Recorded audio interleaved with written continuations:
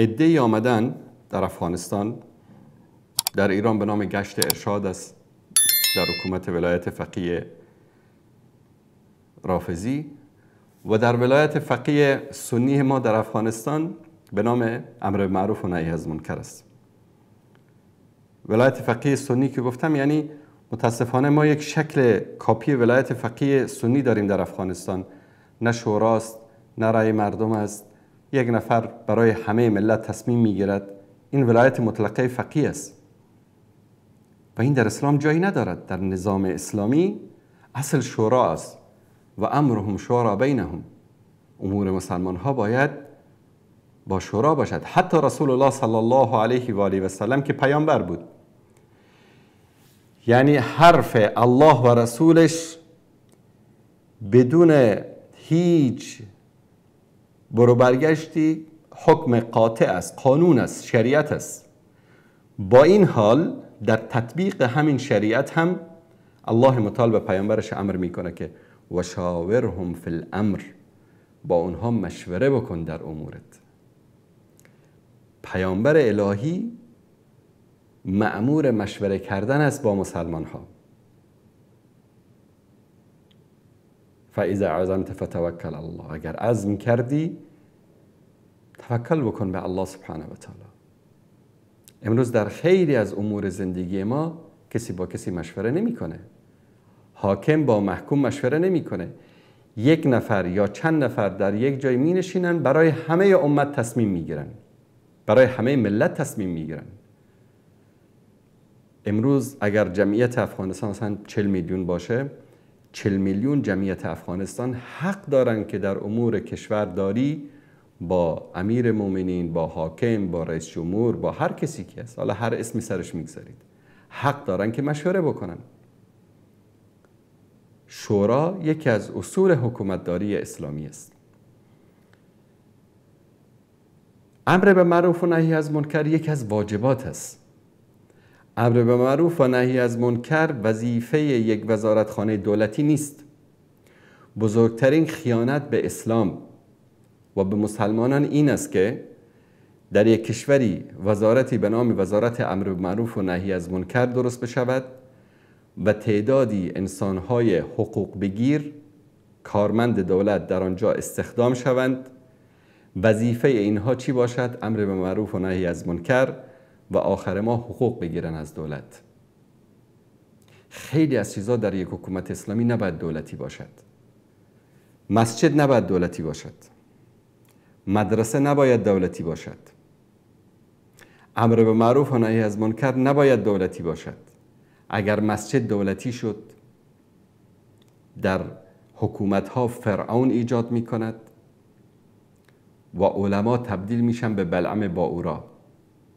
چون مسجد اگر دولتی شد، امام مسجد، خطیب مسجد حقوق بگیر دولت هست، هر چی که دولت گفت همان را انجام میدهد. در طول تاریخ اسلام تا 100 سال قبل مساجد مستقل بودن، مساجد تابع دولت نبودن، دولت تابع مساجد بود. دولت مشروعیت خود را از مساجد می گرفت. امروز برعکس مساجد ما مشروعیت خودشان را از دولت می گیرن. ساختن وزارتی به نامش وزارت شؤون اسلامی یا وزارت اوقاف که مساجد را تحت چتر دولت اداره می کند، بزرگترین خیانت به اسلام و مسلمان ها و حکومت اسلامی است. ما با کسی مجامله نداریم و هدف دولتی کردن مساجد این بود که از مساجد برای مشروعیت دولت‌های غیر مشروع تاییدیه بگیرن. مسجد را خریدن، امام را خریدن، خطیب را خریدن، حقوق بگیر دولت شدن و بعد از اون وضعیت مسلمان‌ها به اینجا رسید. امر به معروف و نهی از منکر بنا بر نص قرآن کریم وظیفه همه امت اسلامی است. کنتم خیر امت اخرجت للناس تأمرون بالمعروف و تنهون عن المنکر و تؤمنون بالله. شما امتی هستید که به الله ایمان آوردید و از بین انسانها شما را بهترین امت برگزیدیم. چرا؟ چون امر به معروف و نهی از منکر میکنید. وظیفه من، وظیفه تو، وظیفه او، وظیفه همه ما امر به معروف و نهی از منکر است. رسول الله صلی الله علیه و آله و سلم میفرمایند کلکم راع و کلکم مسئول عن رعیته. هر کدام شما مسئول هستید و هر کدام شما در قبال زیر دستان خود مسئول است. حاکم مسئول است، عامه مسلمان ها مسئولن، علمای مسلمان ها مسئولن، زن در خانه مسئول است، مرد در خانه مسئول است. همه اینها مسئولیت دارن. بزرگترین مسئولیت یک انسان امر به معروف و نهی از منکر است. در جامعه‌ای که این وظیفه امر به معروف و نهی از منکر دولتی شد، یک گروهی میان به عنوان وظیفه این کار رو انجام میدن در ساعات معین و بعد از اون چون حقوق بگیر است دیگه نمیتونه که 24 ساعت کار بکنه، 8 ساعت کار میکنه، بعد از اون میره خونهش. جامعه ولو شده، هر کسی بگه خب فلان جا فلان منکر است، میگه وظیفه من نیست، وظیفه امر به معروف است.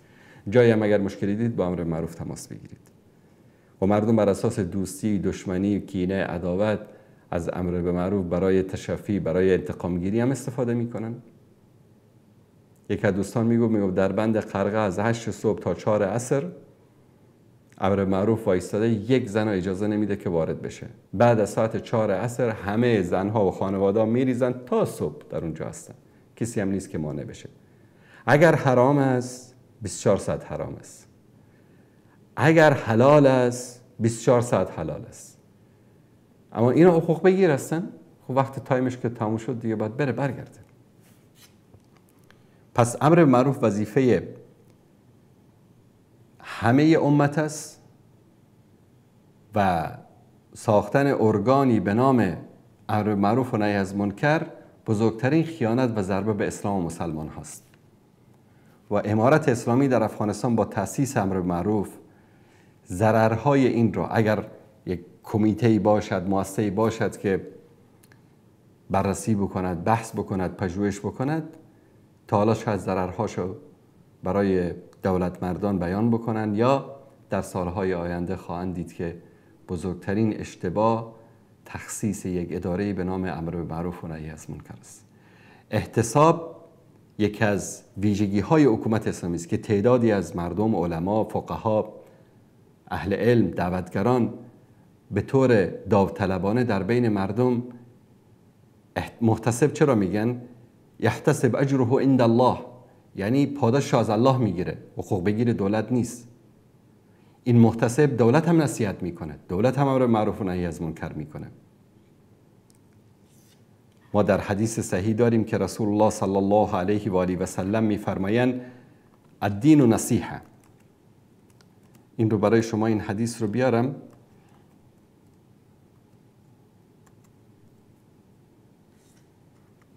که دقیقاً متن حدیث رو برای شما بیان بکنم.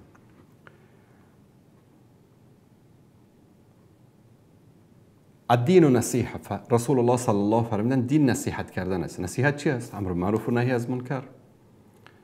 قلنا لمن یا رسول الله، گفتیم برای کی یا رسول الله؟ قال لله، برای الله، ولکتابه، و برای کتاب الله، ولرسوله، و برای رسول الله، ولائمة المسلمین و عامتهم، برای امرای مسلمان ها و برای عموم مسلمان ها. یک مسلمان عادی ولو اینکه هیچ جایگاهی در بین جامعه نداشته باشد، حق دارد که حتی حاکم مسلمان ها را نصیحت بکند، طبعا طبق شروط.